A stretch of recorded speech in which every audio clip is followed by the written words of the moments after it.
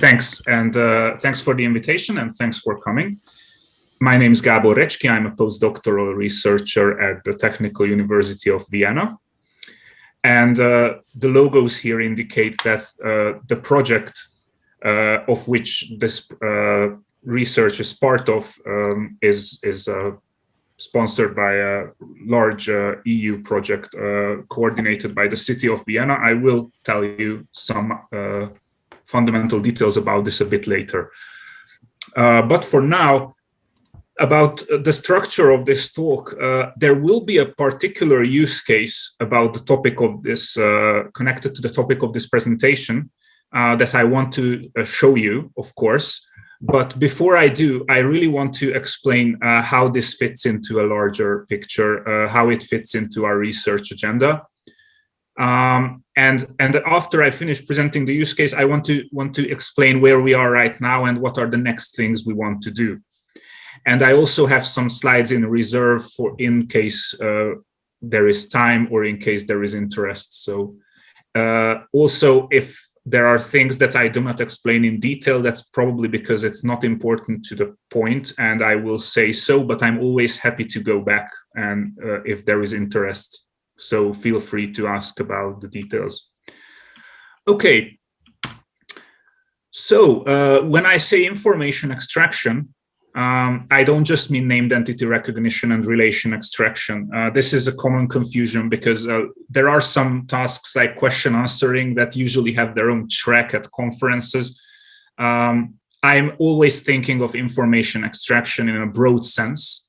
I think everything belongs to this category where the input is raw text, but the output is some structured information.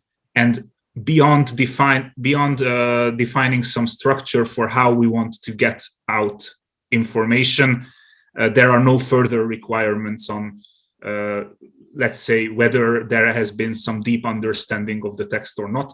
And of course, no requirements to generate text. So I want to set this apart very clearly from all kinds of generation tasks. This is not just about the tasks that are typically included in an information extraction task. I could argue, and if there is interest later, I will, that even document classification is a kind of information extraction. And whether for some use case, one is classifying documents or perhaps doing relation extraction or perhaps doing entity recognition is sometimes just a matter of definition. So we all know, especially in academia, the state of the game right now. If we go to a mainstream venue, chances are 9 out of 10 or maybe even 10 out of 10 papers, contributions in the field will be black box machine learning models. And I don't want to spend too much time on talking about the limitations of these models. These are pretty clear. Explainability is an issue that is very often discussed. Bias is another issue. I've included some random references here. By random, I mean these are not survey papers on the topic. These are just nice examples that are also quite recent. And the last point is a more controversial one, I believe. I'm happy to argue, again, not the point of this talk, but happy to come back to this, that what the community is doing, at least based on mainstream venues, which they often call solving data sets, which mean just increasing quantitative performance on particular benchmarks, is pretty much nothing more at this point than just getting better at learning our data artifacts. And because this is a more controversial point, I included a larger number of references, and I could have included twice as many without much effort. Again, not the point of this talk, but very strongly connected to the motivation of this research.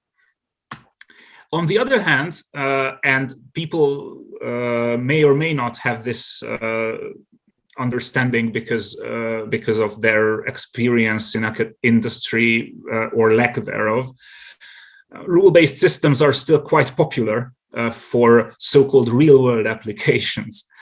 One of the reasons is there are many real-world use cases where the errors of machine learning models are not acceptable.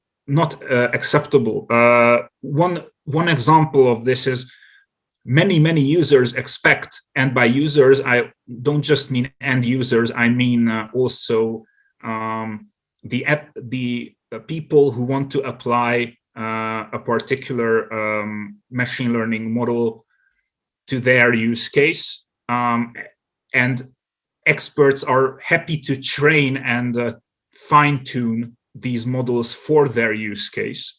But these users very often cannot handle, their use case makes it unacceptable that these models will always keep making errors and come up with new errors. And just reporting an error to the developers doesn't mean the error gets solved. So these are huge disadvantages compared to rule-based systems, and this is why for very many actual use cases where there is great value in solving a particular information extraction task, companies are still relying on them. And again, I am happy to discuss this more if any of you disagree with this general understanding. But again, I just want to set the stage or explain our agenda here, that we are still working towards the dream of bringing together the best of both worlds by trying to learn rules automatically. So that would be the dream, to be able to come up with methods that produce rule-based systems based on training data automatically. And there's a huge difference between a rule-based system that is not always correct and the machine learning, black box machine learning model that is not always correct, because a rule-based system can be extended further. Rules can be further added, removed, or changed. I'm not sure I'm not sure this needs further explanation. But if I'm making claims that you are that you think are far-fetched, then I'm happy to come back to this also later. So this is the dream. This is what we want to do in the long term. And the use case I'm going to present today is runs so far up to the point where we think we have a better understanding of what it is exactly that we want to learn. And in the end, I will also show you the results from some of the first experiments where we are actually learning some rules automatically. But those are some very preliminary things. Today I want to talk about a particular use case and how we imagine a setup, an architecture in which we then want to attempt the machine learning of rules. And this is where semantic graphs can come in. I just put an example here, and I don't want to go into the details of what semantic graphs are. Some of you know very well, and others have heard us talk about what we think semantic graphs should be like. I wouldn't put an example of an AMR graph here because it is different in so many ways in what we want from a semantic graph. And I will, in the next slide, talk about what we want from a semantic graph. In fact, it's this slide, just the next section. I just put here an example that comes from a paper from a few years back, where we took an example from Quillian, who many decades ago used an example of a phrase of only 2 words, lawyer's client, a possessive construction in English, to explain what he believes a lexical semantic theory should be able to infer from from such a phrase. And then we use the formalism of our choice. These are the so-called four-length graphs. And this graph wasn't generated automatically. This is a handwritten example. But the things that Quillian said that should be inferred from this graph are all present in this graph.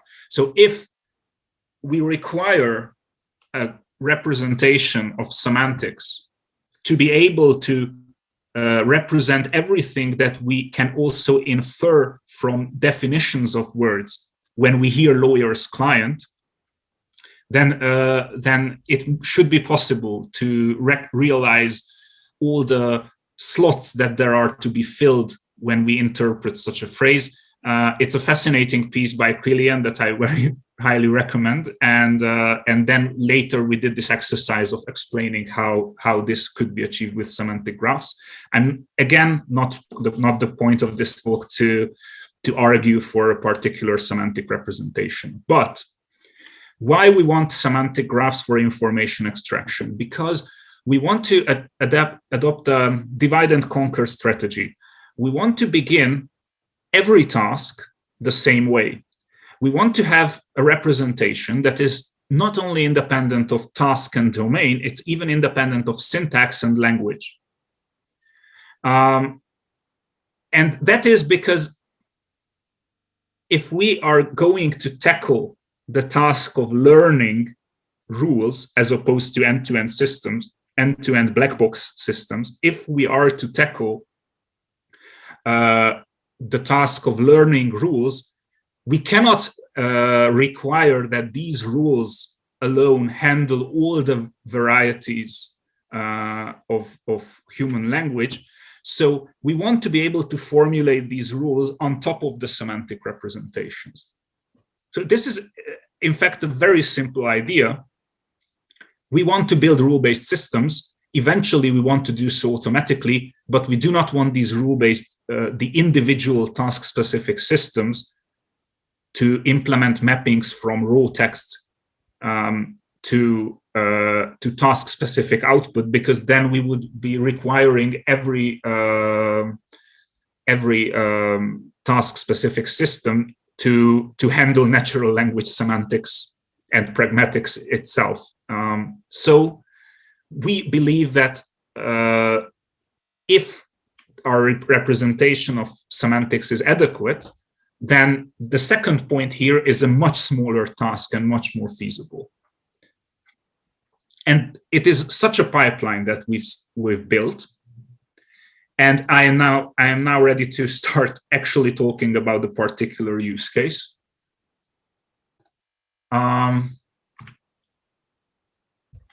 Maybe I will just stop for one moment and ask if there are any questions so far.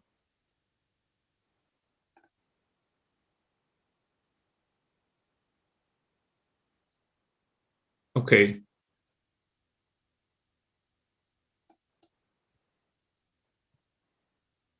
Good. Now, on to the use case. One question. Yes. Sorry.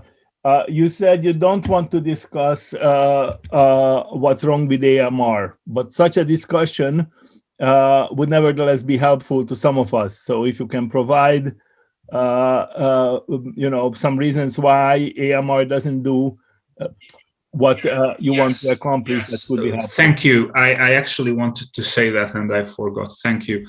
Very easy to answer after this slide. It is not syntax independent and it is not language independent, and it actually admits these in the main papers. So it's not even a matter of discussion. I think the main AMR paper, Banarescu et al. Or something, or maybe like the summary description on the web page of AMR says it is tailored to English. And it is not intended as a language independent representation. So it is definitely not language independent. And whether it is syntax independent, I'm sure that is more controversial, but it definitely has a concept of parts of speech. And I believe that in itself is a dependence on a particular syntax. So maybe this much for now. And yeah, okay. As a quick indication, and I'll just go on. Eventually, at the end, I will ask you the same question about prop banks in general and prop banking in general, because AMR is closely linked to prop banks. Prop banks do exist, at least for Chinese. So some languages with radically different structure from English. Let's just leave this now up in the air. Thank you. Okay. Thanks. That's a good question. I'm looking forward to answering it after the end. Okay. So the BRISE project, building regulations for whatever, I'm not sure, but I will let you give the. I will show you the most important points by just showing a screenshot of a series of tweets by the mayor of Vienna, where he's advertising this project last autumn. It is a major smart city project because Vienna is the digitalization capital of Europe. By the way, it is also the smartest city of Europe, and this is a flagship project, an urban innovative action. A project with a total cost of 4.8 million euros. And it is about the digitalization of the building approval process. This is the process where somebody wants to build something in the city, and they have a proposal, they have lots of documents, they hand it in to a city, to an office that is part of the city government called the Baupolizei, so building police, the literal translation would be building police, and they determine whether all the different regulations are met. And this is a tedious process. It requires expert knowledge, and increasing the bandwidth of this process is a priority for Vienna because the population in the last 10 years is growing at a pace where 30 to 50,000 new people move to Vienna every year. Or that's the net increase in population.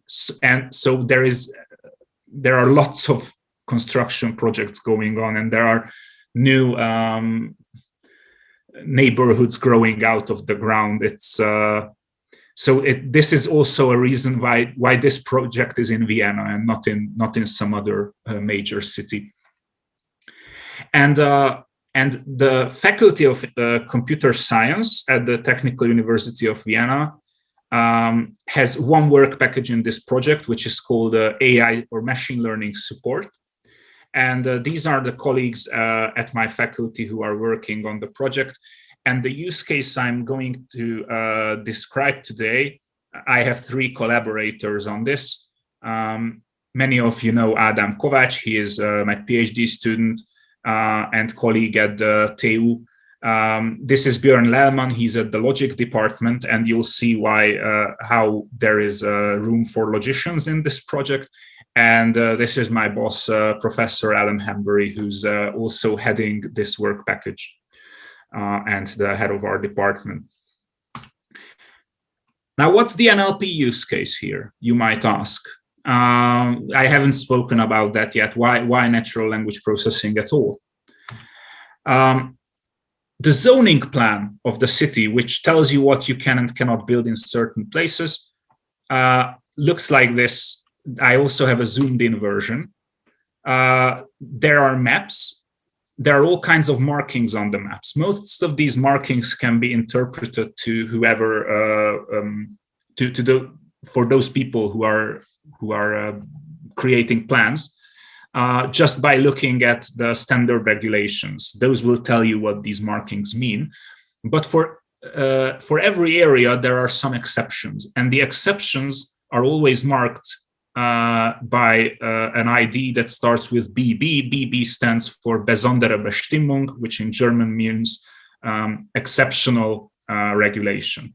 And then for every such area, there is a PDF document, which is in itself a piece of legislation that has been approved by city officials. And it contains these specifications. And there are over 1,000 such documents. And the NLP use case is to extract and in some formal structure the contents of these regulations. The one thing that makes this task easier than many similar tasks is that clearly this is very structured text. The exact same rule is formulated in one of a few ways. It's not completely templatic. That would make it really easy. It's not. So, but at least it's quite regular. And one thing that makes it difficult is that there are many topics. So there is a long tail distribution of the different things that these texts can be about. There are many texts about how tall a building can be or how wide the pavement has to be, but there is a long tail of things such as whether you are allowed to have a parking place for trucks or whether you are allowed to have a Wurststand, so a kiosk selling food on a particular street corner. So all kinds of things can come up in these documents. Now, we need to define a task here, and we cannot simply use a standard task like relation extraction or entity extraction, because these are rules. They have conditions and content. I will show you through a small example. Here's the sentence that means flat roofs with a pitch not exceeding 5 degrees must be greened using state-of-the-art technologies. We choose to represent this in a generic JSON format that can be used to generate more specific formats for further processing or automated reasoning, such as Deontic logic. And this generic representation specifies the following. The modality of this rule is obligation. It could be permission or it could be prohibition, but this one is an obligation. The content attribute is this one, Begrünung, which stands for greening of roofs. It's a Boolean attribute. So it doesn't have a value because and that just means it's a Boolean attribute, so no value. And it has two condition attributes. One of them is roof type, and one of them is maximal roof pitch. Now, the complete vocabulary of such attributes is pretty huge, and it is the product of hard negotiations between our departments at this faculty, departments at the Faculty of Civil Engineering who are also working on this project, and then various offices of the city. So currently we have like an annotation guideline of some 30-40 pages. But I cannot speak about this right now because it is completely beside the point. It's just that you know that it is a big vocabulary with long tail distribution. These are some really common ones. I always pick common examples. And one possibility is that we generate the Deontic logic formulae from this. This is something we actually do because one part of this use case is that we are actually running Deontic logic provers on sets of formulae. This is something, again, which I will not go into. This is more something my colleagues at the logic department are working on. But this is something called a dyadic Deontic logic formula, which means not only is it a Deontic logic formula, it also allows for context. So this formula means the same thing as the JSON on the left side. Under certain conditions, something is obligatory. Okay. Now, the demonstration here and the system I'm going to describe will perform the full rule extraction task, even though on a larger scale, we will break this down. in smaller tasks. So we will first just try to find all the attributes like these three in the text. And this is actually a task we are running an annotation campaign for right now, so that in a few months' time we could run machine learning models that train on this, and then determine a subset of the task that we can run later. András, you want to ask something? Yes, this is about this dyadic deontic logic formula, which is very strange to me because normally I saw that the formula of obligation will have some preconditions under which the obligation holds, and the postcondition that says this is the obligation that holds. That is the Dachnigung max 5. This is the obligation that must be fulfilled, right? No.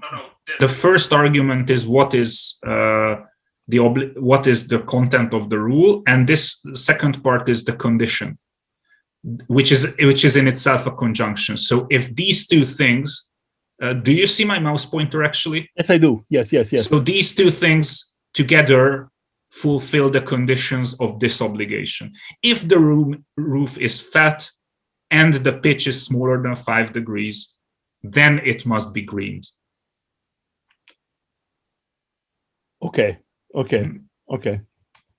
I misunderstood something. Yes, I thought that if you want a green roof, then you have to choose a pitch of less than 5. No. This is okay. So for the large-scale solution within the project, we are working on a first step, which is just finding the attributes.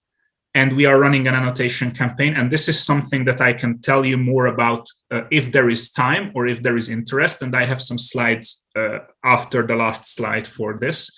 But again, not the point here. So I'm going to go on, because what we did, we also built a small prototype for the whole task, for getting the full rules. And this is what I want to show you now.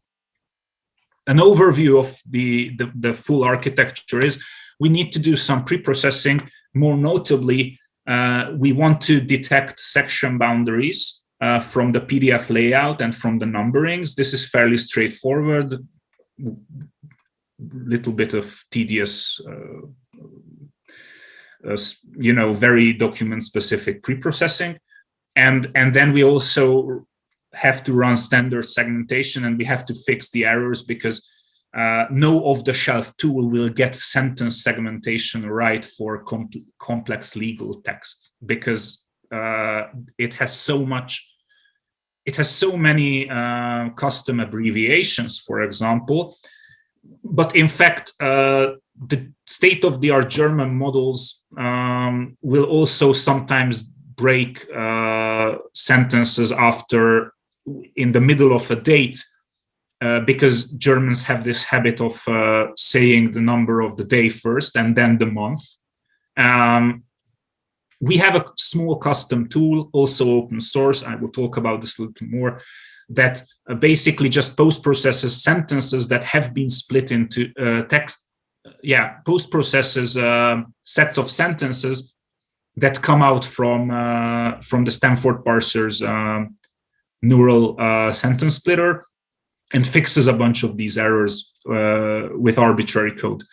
It's very useful and reusable in other projects with German legal text. Then we pass this through our semantic parsing pipeline, which I cannot talk about here, but I've talked about it on many occasions. For the purposes of this talk, I'll just mention that it is a combination of universal dependency parsing and then rule-based transformations of the output of universal dependency parsing into these semantic graphs that I mentioned, using graph grammars. And finally, and this is the task-specific part, we have a rule-based, in fact, pattern-based extraction of every element that might be necessary to put together rules. So attributes, values, and modalities. And we have a separate set of heuristics for matching these. how we are doing these two steps, I'll give you a little bit more detail. This is an example of a sentence and its dependency parse. It is the same sentence as before, so it's still about this rule that if it is a very common rule, if the roof of a building is flat, in fact, and it has a pitch of less than 5 degrees, then it has to be greened. We build a semantic graph. I will not go into the details of what is to be seen here, but I will show you that we do pattern matching on these graphs. For example, we specify a pattern, this subgraph, which has the concepts of establishing and size and roof. This subgraph will correspond to this attribute, which means minimum roof area. So I couldn't get such a simple example for this sentence. So this example here at the bottom is not from that sentence, but the correspondence here is really simple to get. If I see this subgraph in a sentence, that there is an action of establishing something, the object of that is a roof, and there is also a binary relation from with the concept size, then that's when the attribute minimum roof area is triggered. And for lack of time, and because it is not important in this talk, I will not go into the detail of how we implement this mapping. We use these interpreted regular tree grammars that we also use for generating the semantic graphs. But for now, we are not using them to their full potential because we are really just doing pattern matching with them. But it is still important to note that the full task will be more than just pattern matching, and you will see why on the next slide. Because if there are many attributes to be extracted from a graph, we need to know where they stand in relation to each other. And for now, our grammar doesn't make use of its non-terminal symbols for generating these attributes. So this is all we get. It's just the hierarchy of how we found them in a bottom-up parsing process. But this is actually enough for us. So if we have a graph, and now we are back to the original example. So it's about roofs with a pitch less than 5 degrees, and they have to be greened. We extract all the relevant attributes, and you can see that it isn't difficult to find which values belong to which attributes, because this can be inferred by heuristics based on proximity. And in fact, this is something we have an explicit process for. Again, I took a more interesting example here, because here there is absolutely nothing of interest here, because there's just one, for this value, it's clearly this is the quantity, etc. The roof type is the flat roof, so these can be matched. This one is a little bit more interesting. In this sentence, the rule says that if the road is wider than 10 meters, then the sidewalk has to be at least 2 meters. And this would actually give rise to some ambiguities in how we match them. But the simple heuristic that is greedy, but greedy in the right order, will get you this match and will not confuse the two. And this is a completely arbitrary process. But we only have this separate process because we are lazy. This could be part of the grammar we use to generate, to get the attributes from the semantic graphs.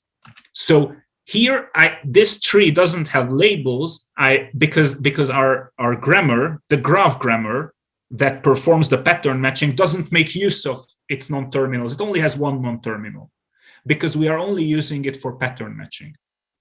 But if it did have non-terminals, then it could capture I wouldn't call it syntax, because it's not about what order things come one after the other, but it would capture the well-formedness principle. So we could say that something that matches to something that is a value will need something of which it can be a value before together they can form something that is attribute value pair. And if this is not immediately obvious, I would I can make the connection to categorical grammars, where we think of things as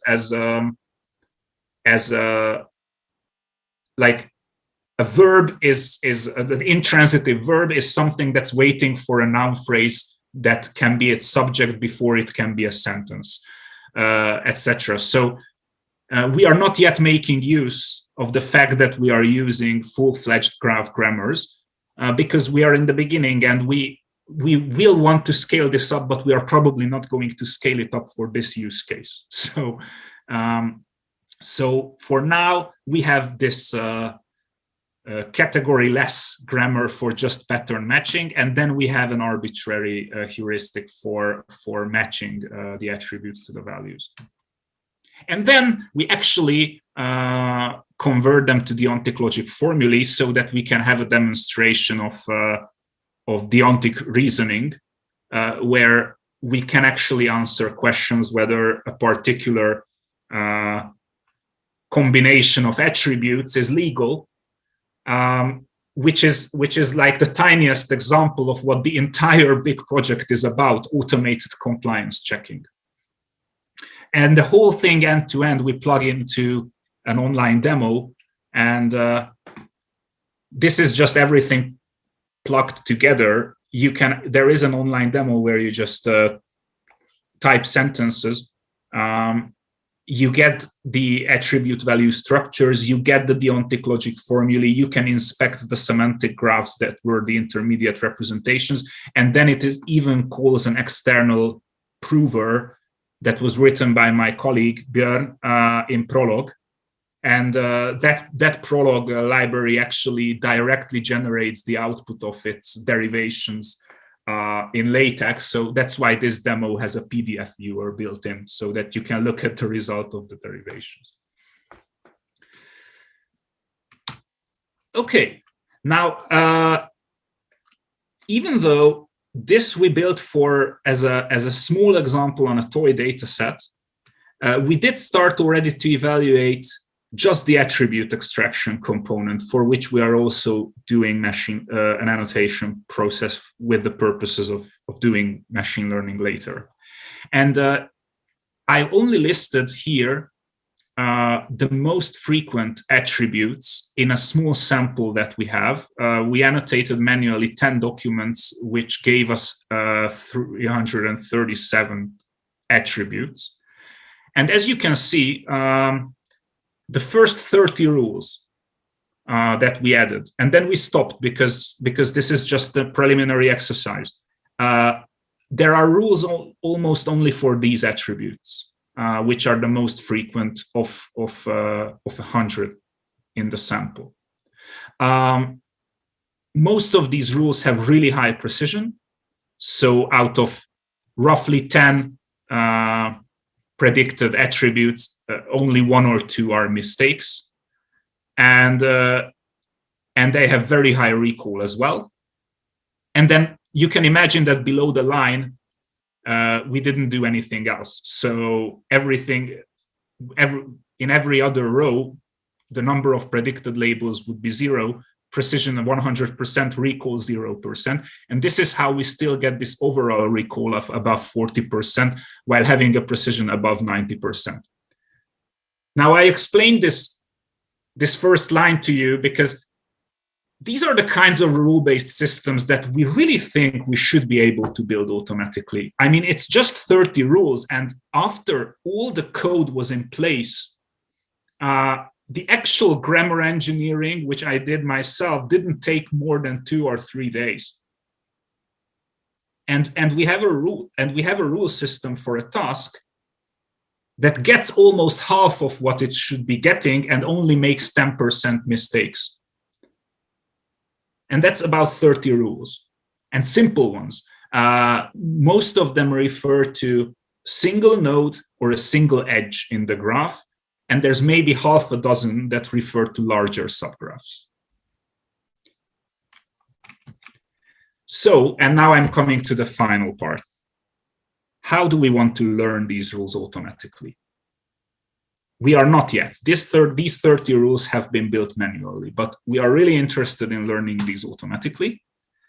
And just recently, we started 2 sets of experiments.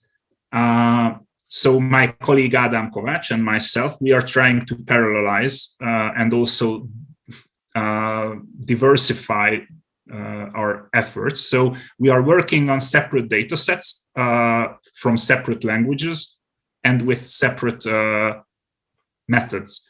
For now, we are on purpose doing more than one, following up on more than one idea.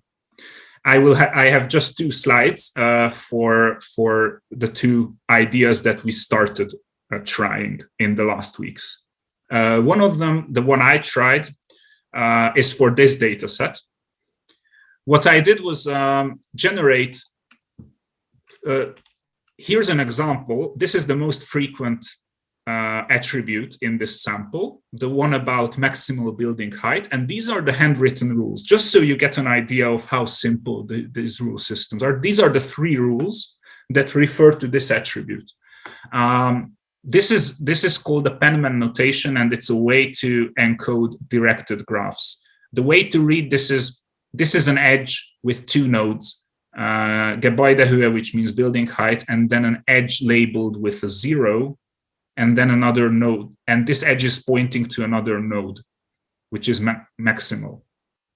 Similarly, this is a single edge between Überschreiten, which is to exceed, and Gebäudehöhe, which is building height. So maximal building height, a building height that exceeds, and 2 building height. These are all 3 rules are actually a single edge each as patterns. And if we see those patterns in the sentence, we establish the attribute. If we don't, then we don't. Now, what we did was we generated such subgraphs as features for a machine learning system. Subgraphs of up to 2 edges. So obviously we wouldn't want to go beyond that at first. And what I did was just train a plain decision tree on this really small sample. You know what decision trees are like. They will, on a small sample, they will get perfect accuracy, but ridiculously overfit. But the point is, we wanted to look at the top of the decision tree. And this is an output format from sklearn. If you train a decision tree from sklearn, you can print this out. Not all the details here are relevant. But in the top, you can see there were 311 samples. 283 did not have this attribute, Gebäudehöhe max. 28 did. This feature here, which is just the node maxima, if it was not present in the data, this brought it down to a sample of 281 negative examples and 8 positives. If it was present, that's a set of 2 negative and 20 positive. Here you have your first rule with 90% precision and almost 50% and a very high recall. And this is almost the same as this first line. And the second thing it learned on the remaining set is almost the same as this second one, except it also added the negation, which I didn't have in this rule because I didn't see the need. It worked anyway. So this is pretty random whether it's there or not.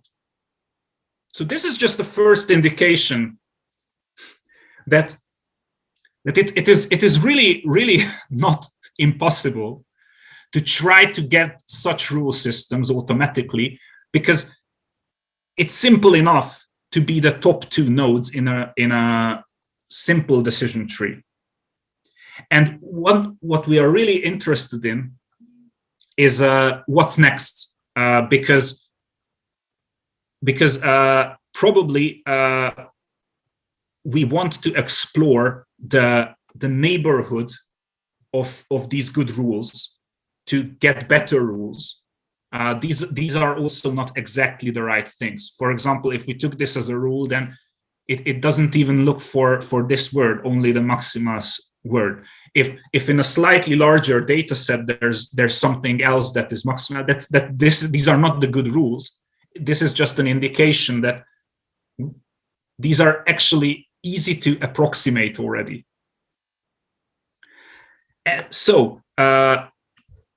And I have a similar experiment on a different data set, because we also want to be able to have results on benchmarks. And this is a standard benchmark for relation extraction, one of the two most popular ones, the 2010 Semantic relation extraction task. And these are some experiments that Adam Kovács did. He took, again, the most frequent relation from this data set, which is entity destination. He generated the same features, and he compared the performance of a logistic regression model on the 7,000 most frequent features to just taking the 3 highest weighted rules learned by this model, highest weighted features, and using them as rules, which is not even what they were meant to be. And you can see the numbers. It's not there, but I think it's amazingly close. And what are the 3 rules? Well, surprise, completely obvious ones. So, but we didn't tell any. So this was completely automatically found. 3 edges. If for a relation extraction task, of course, the entities that are the relation extraction task, in case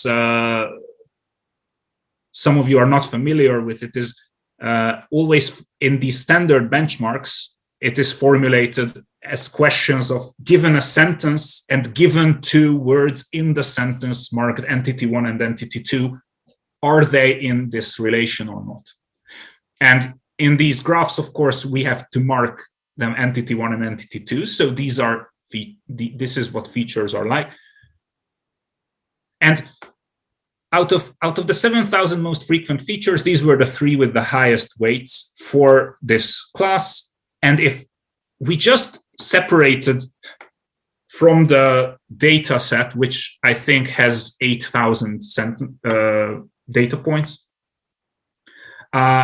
just the ones that have any of these 3, so this is what I mean by we use them as rules, we already get precision and recall values above 70. And then the machine learning baseline got to 80. And you might ask, okay, but was that a good baseline? Well, in 2010, when this data set was in a Semantic challenge, the winning team got an F score of 82. So that's how good this baseline is. Of course, and here's a footnote, right now it's at 92, and that I added this intermediate number here. So 6 years later, it was only at 84, and this were already some kind of neural networks. And then this is what happened to all kinds of data sets. But as I mentioned in the very beginning,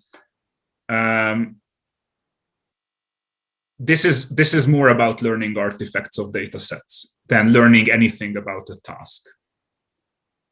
So this is why we consider this a relevant baseline. One might say, well, they are just looking at the top of the leaderboard, and this data set should be performed by, so 92% is the relevant, state-of-the-art performance. So even 80 is uninteresting, let alone 72. But I think this series row of numbers speaks for itself. So these are, of course, very preliminary. These two slides are just one very simple experiment each, because we only just started doing this couple of weeks ago. We are now looking into next steps. For example, what would be a good strategy of refining these rules that we get from the model's top-weighted features. Right now, Adam has already started building an web interface where you can automatically review those rules which have a decent coverage but not quite good precision. So rules that look like something you might want to fix to turn it into a real rule. So automatically mined rules, and then they are evaluated against the data, and the false positives are shown to the user. And so basically the user can open this up, given a data set that is representing the task for which they want to build a rule-based system. And the system can say, you know what, this looks like a good rule, but it gets a lot of good examples, but here are some things that it also gets, which we know from the training data are wrong. Can you help fix it? And whether it will make sense to actually build rules-based systems this way is what we're trying to explore. So, but if what we end up working with in the near future is some kind of setup where we actually want humans to improve rule-based systems like this, then we'll be looking into some form of active learning, reinforcement learning, possibly. We are not familiar with these topics yet.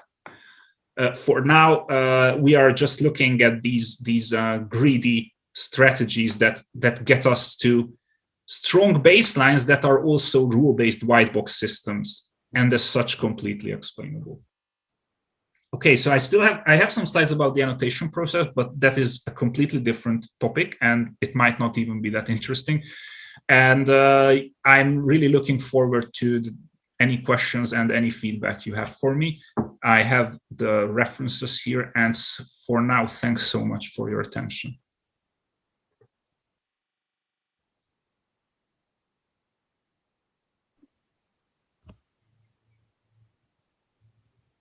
Yeah, Andres. I have questions, but I don't want to monopolize this slot of asking questions. So please, I don't see, Gábor, hopefully you do see people raising their hands. So if there are any other questions, please go ahead first. I don't see anybody raising their hands. But maybe also feel free to unmute your mic and ask questions. And I'm in the best traditions of this seminar. I'm really looking forward to people just telling me how wrong I am about the things I said. So not just questions. I'm also curious about what you think.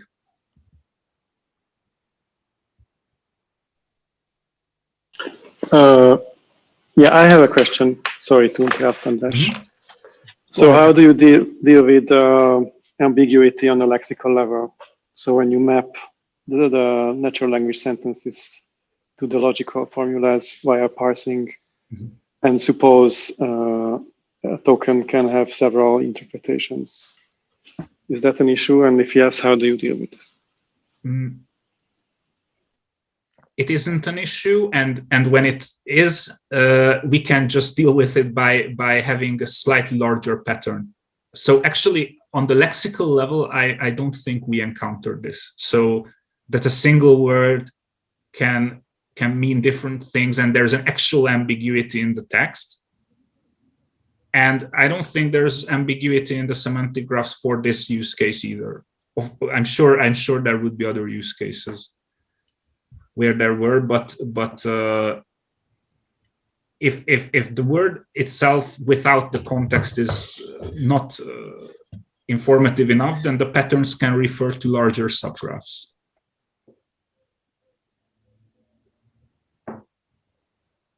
I'm not sure I understood the question though properly. So if you mean lexical ambiguity, if you mean like one word can mean more than one thing, and they actually appear in the same context and might mean one thing or another, we didn't encounter this.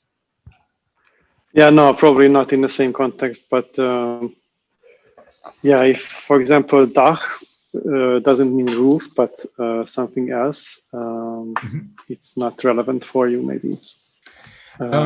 Yeah, but you know, the good thing about these patterns, they are of arbitrary size. So this was my example of a pattern. Even if Dach has another meaning, my rule is actually a bigger pattern. So so you need all of those to match. Okay. Yes. So I'm matching subgraphs. It happens to be the case that in the grammar that we developed, most subgraphs have one or two nodes, but sometimes they are bigger, and especially for the frequent words. So, for example, the width of roads is so common that I think every rule that mentions them has to mention a larger context. So, because who knows if it's about minimum length or maximum width or something like this. Yeah, thank you. Mm-hmm.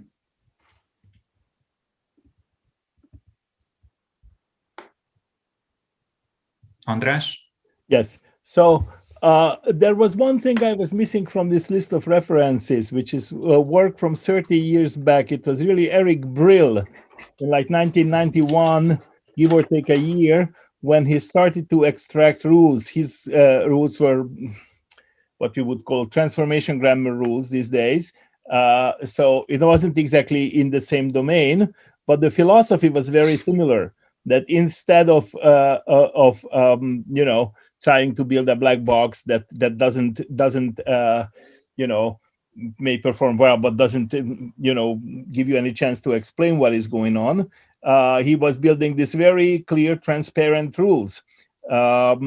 This was very sensible, and actually Microsoft adopted his strategy and started to build systems. And I think a later development, I don't have a specific reference, was sanity checking of the extracted rules. So in order to increase recall, basically you would permit the extraction system to you know, get things with a very, very broad scoop, and then maybe you would scoop up some rules that were not really proper rules and usable, and then use simple checking routines to get rid of those. So, but this is a way of increasing recall, and one of the things you want, of course, is to increase recall on these, because once you have a rule, precision is sort of verifiable even on the training data to a large extent, and recall isn't. So it may make sense to sort of you know, grab up more than you can eventually make use of. It's just a suggestion. Okay. Although the characteristic of these experiments in the end is, if we just grabbed a little bit more without doing anything clever, so looking at more than the top 2 nodes in the decision tree or taking more than the top 3 rules, without doing anything clever, the numbers would be dramatically worse. So it's only this spectacularly good at the very top, and this is why this is one of the reasons why we think the devil's in the details of how you go do the next step. And one of the things I'm excited about is the fact that these are not independent features. There is a graph structure behind them. So if you have a strategy of looking for relevant features in the proximity of the good ones, because then essentially you are doing a kind of spreading activation in the graph. Okay. Another thing is to have, I think you mentioned something like this, that even Adam is building a web interface for this, is to, unashamedly have a human in the loop at this point. So frankly, a few days of human work, goes a long way. And I don't see any reason. The point is, for almost everything in computational linguistics is to effectively leverage human knowledge into computational blocks. So, and one thing that you do when you do a huge, annotation effort, a whole campaign to annotate, 10 times as much as you had now, and then your numbers, of course, improve. But you put in 10 times as much work. This is not the most effective leveraging of human work. So, absolutely. Especially if you have to get results in a timely manner, I think it is fine to put humans in the loop at various levels of expertise. Okay. Absolutely. And this is somehow this is our goal, since what we want to do is to automatically get good numbers with the rules that we generated, and then have a few days of human work into it with this framework to get a better result, like modifying the rules by hand. How much are you prepared to sort of simplify the data set, that in light of actually having, like, this is traditionally done in a rather different setup with context-free grammars. When you see that there is a rule, you can sort of factor it out of the system, replacing basically the right-hand side, wherever the right-hand side appears, by the left-hand side. So now you have a simplified data structure on which you can rerun the entire same thing, and it may be more effective than increasing. Basically, one thing you are carefully not doing is taking more than 2 edges into account at this point. Yeah. But there may be, and I can well believe that in certain cases, there will be cases when you need 3. Okay, and to rather than cube the number of possibilities, this is really getting hairy when you no longer have enough data to extract reliable weights or logistical regression or anything. You can go back to the data, reshuffle it, compress it down by using this thing, and then try 2 again, as opposed to trying 3 from the get-go. Yeah, I think what you're saying is quite similar to what we said when we said that we want to get larger features, but we want to get them from the proximity of the good ones. So I think based on how you formulated, this might be equivalent to taking the data and the things we already see as patterns, convert them to nodes of their own, for example. So if we've identified a pattern, like, yeah, I think a recursive strategy could work here. Like, Mm-hmm. So we take these small graphs that we can automatically, since we cannot really go above 3 or 4 edges, because that we would have like so large vocabulary that we cannot handle. Right. But then like adding a few edges manually and then rerun the whole system and to get better. That's exactly what we want to do. So. Okay. Mm-hmm. All right. So I am sort of as an afterthought, I'm still interested in the annotation, but some people have to leave. We have the EACL going on in parallel with this lecture. So unless there's other questions, I would like to invite Gábor to tell us more about the annotation.